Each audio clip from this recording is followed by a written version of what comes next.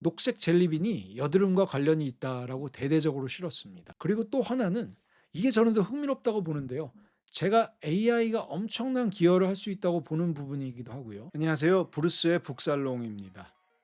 여러분, 레드 와인이 몸에 좋습니까? 나쁩니까? 잠깐 한번 생각해 보세요. 모르시겠죠? 저도 모르겠습니다. 그럼 커피는요? 그것도 모르겠습니다. 뉴스를 보면 한 달은 좋다고 하고 다음 달은 나쁘다고 하고 또 그다음 달에는 적당히 마시면 괜찮다라고 합니다. 이게 왜 이럴까요? 혹시 기자들이 매달 심심해서 그러는 걸까요? 아닙니다. 오늘 소개할 책은 바로 이런 질문에서 시작합니다. 제가 예전에 애니 듀크의 Thinking in Bets라는 책을 한번 소개했었는데요. 그 책에서 애니 듀크가 이 책을 언급하더라고요.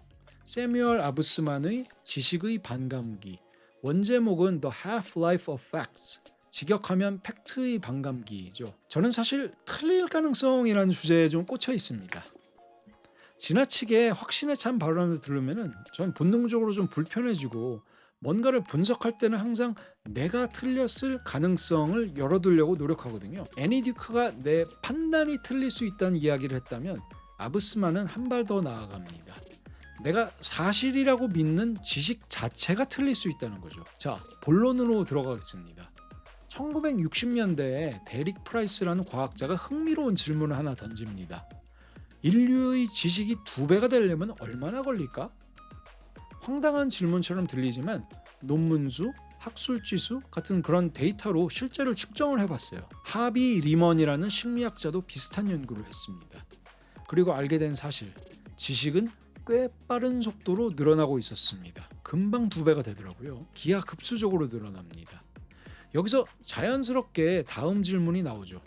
지식이 늘어나는 속도를 측정할 수 있다면 폐기되는 속도도 측정할 수 있지 않을까? 그래서 나온 아이디어가 논문의 인용수를 활용하는 겁니다. 어떤 논문이 더 이상 다른 연구자들에게 인용되지 않는다는 건 그 논문이 담고 있던 진실이 더 이상 유효하지 않게 됐다는 신호거든요. 이걸 측정하면 이 학문 분야의 지식은 평균적으로 얼마나 지나면 폐기되는가, 즉 반감기를 구할 수 있습니다. 추정을 할 수 있는 거죠. 그 결과가 꽤 흥미로운데요. 분야마다 학문마다 반감기가 다릅니다. 물리학 같은 기초과학은 반감기가 상대적으로 깁니다. 약 13.1년.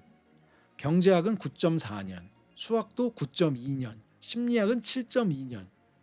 해석을 하자면 경제학자들이 이게 맞다라고 믿는 것의 절반이 9.4년 안에 틀린 것으로 밝혀진다는 겁니다. 다시 처음으로 돌아가서 레드와인과 커피 이야기. 이제 왜 그런지 이해가 되시죠? 영양학과 의학은 반감기가 특히 짧은 분야입니다. 매달 뒤집히는 게 이상한 게 아니라 그냥 그 분야의 지식이 원래 그렇게 빠르게 바뀌고 진화하는 겁니다. 좀 답답해도 원래 그런 거예요. 책에서 나온 구체적인 사례를 몇 가지 더 보여드릴게요. 먼저 제일 황당한 것부터. 시금치 아시죠? 뽀빠이가 먹으면 괴력이 생기는 그 시금치. 그런데 왜 하필 시금치냐? 철분이 엄청나게 많이 들어있어서 그렇다고들 하잖아요. 그런데 이게 사실 오타에서 시작된 겁니다.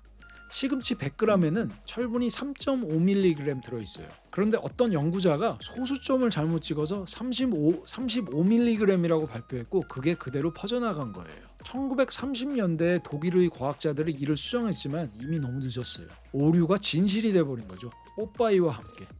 그 다음은 좀 더 묵직한 사례들인데요. 천연두, 흑사병 아시죠? 예전에는 이게 얼마나 공포의 대상이었습니까? 원인도 몰랐고 치료법도 없었죠. 그런데 바이러스와 세균을 발견하면서 항생제와 백신으로 간단하게 잡게 됐어요. 소아마비 같은 것도 마찬가지입니다. 한때는 아이들이 다리를 절게 만드는 공포의 질병이었는데 지금은 교과서에나 나오는 과거지사가 됐어요. 명왕성도 있죠. 여러분들 학교에서 태양계 행성 9개를 외우셨죠. 수금, 지화, 목토, 천해, 명. 2006년에 명왕성은 그런데 행성에서 퇴출됐습니다. 우리가 외운 지식이 틀렸던 거예요. 아브스만은 여기서 또 한 발 더 나아갑니다. 지식이 뒤집히는 게 단순히 새로운 발견이 나와서만은 아니라는 거예요. 처음부터 연구 자체에 문제가 있을 수 있다는 겁니다. 그 문제 중 하나가 바로 통계 방법론인데요. 과학 논문에서 이제 거의 표준처럼 쓰이는 p-value라는 개념이 있습니다. 연구 결과가 우연이 아니라는 걸 보여주는 수치예요. 쉽게 말하면 이렇습니다. p-value가 0.05보다 낮으면 이 결과가 우연히 나올 확률이 5% 미만이다. 그러니까 신뢰할 만하다라고 보는 거예요. 과학계에서 사실상 과학저널의 논문에 게재되는 합격선처럼 쓰이는 숫자가 p-value 0.05입니다. 그런데 이 p-value에 구조적인 약점이 있어요. 책에 재미있는 사례가 하나 수록되어 있습니다. 만화가 랜들 먼로라는 사람이 이런 실험을 하나 그린 적이 있었어요. 젤리빈이 여드름을 일으키는 건지 실험하는 과학자가 하나 나와요. 근데 그 과학자가 아무 연관성을 못 찾으니까 누군가가 이제 색깔별로 실험해 보자고 권해요. 빨간색, 초록색, 파란색 20가지 색깔을 하나씩 실험합니다. 그러다 보니까 우연히 p-value 기준을 통과하는 색이 하나 나와요. 녹색 젤리빈이었어요. 그래서 언론이 뭐라고 보도했냐면, 이거 만화 얘기예요. 녹색 젤리빈이 여드름과 관련이 있다라고 대대적으로 실었습니다. 20가지를 실험하면 우연히 하나는 걸리거든요. 그게 p-value의 함정이에요. 진화 생물학자 존 메이너드 스미스는 또 이런 말을 했습니다. 통계학이란 과학자가 1년에 20가지 실험을 한 다음 한 가지 잘못된 실험 결과를 네이처에 싣는 것을 가능하게 해주는 학문이다. 독한 말이지만 완전히 틀린 말도 아니에요. 존 이오안니디스라는 의학 연구자는 한 발 더 나아가서 이런 주장을 했습니다. 어떤 과학 분야에서 연구팀이 많으면 많을수록 연구 결과가 진실일 가능성은 오히려 줄어든다고요. 경쟁이 치열하면 흥미로운 결과를 내야 한다는 압박이 커지고, 그러다 보면 p-value 기준을 맞추기 위해서 데이터를 살짝 마사지하는 일이 생기거든요. 이게 무슨 의미냐면 과학이다 거짓말이다가 아닙니다. 우리가 뉴스에서 무슨 연구 결과 같은 걸 접할 때 그걸 좀 더 엄밀하게 읽어야 한다는 거예요. 논문 하나 나왔다고 레드와인 사러 달려가지 말고요. 이 책이 출간된 건 2012년입니다.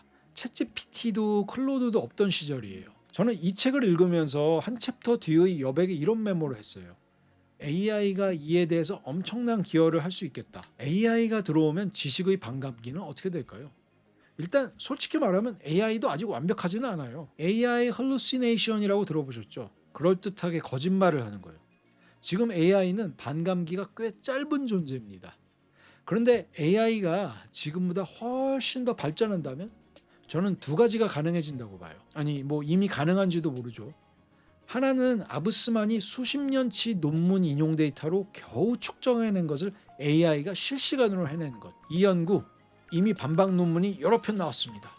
이 주장 최신 데이터와 충돌합니다. 지식으로 사기치기가 훨씬 더 어려워지는 세상이 오는 거죠. 그리고 또 하나는, 이게 저는 더 흥미롭다고 보는데요. 제가 AI가 엄청난 기여를 할 수 있다고 보는 부분이기도 하고요. 아브스만이 책에서 이런 말을 합니다. 감춰진 지식을 발굴하는 것은 이제 불가능한 일도 아니라고요. 지식은 사라지지 않아요. 어딘가에 묻혀있고 연결되지 못한 채로 흩어져 있을 뿐이에요. 그 흩어진 지식을 찾아내고 연결하는 것. 인간이 못하는 건 아니에요. 그렇지만 AI만큼 하기는 어렵다고 봐요. 인간이 평생 걸려도 읽을 수 없는 양의 논문을 AI는 순식간에 훑고 서로 다른 분야에서 잠자고 있던 연결고리를 찾아낼 수 있으니까요. 통섭이 훨씬 쉬워지는 겁니다. 물론 그렇게 되면 AI가 우리의 지식을 필터링하는 또 거꾸로 된 또 다른 문제가 생기겠지만요. 결국 아브스만이 이 책에서 하고 싶은 말은 이겁니다. 지식에는 유통기한이 있다. 그리고 AI가 아무리 발전해도 이 사실은 변하지 않아요.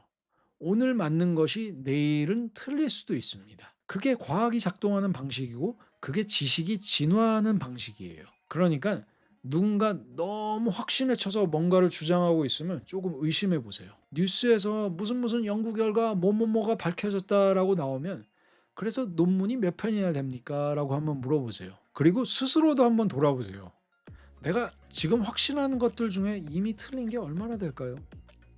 그리고 케인즈의 이 유명한 말도 기억하세요. 마음에 담아놓으면 정말 좋습니다. 상황이 바뀌면 저도 마음을 바꿉니다. 선생님은 어떻습니까? 지식이 바뀌면 우리도 바뀌어야 합니다. 저는 레드와인에 대한 판단은 일단 커피에 대한 판단도 당분간은 보류하기로 했습니다. 그냥 맛있으니까 마시는 걸로요.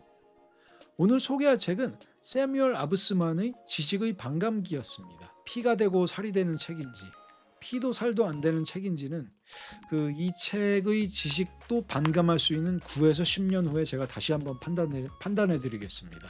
브루스의 북살롱이었습니다. 영상이 좋으셨다면 좋아요와 구독 부탁드리고요. 저는 다음번에도 흥미로운 책으로 찾아뵙겠습니다. 감사합니다.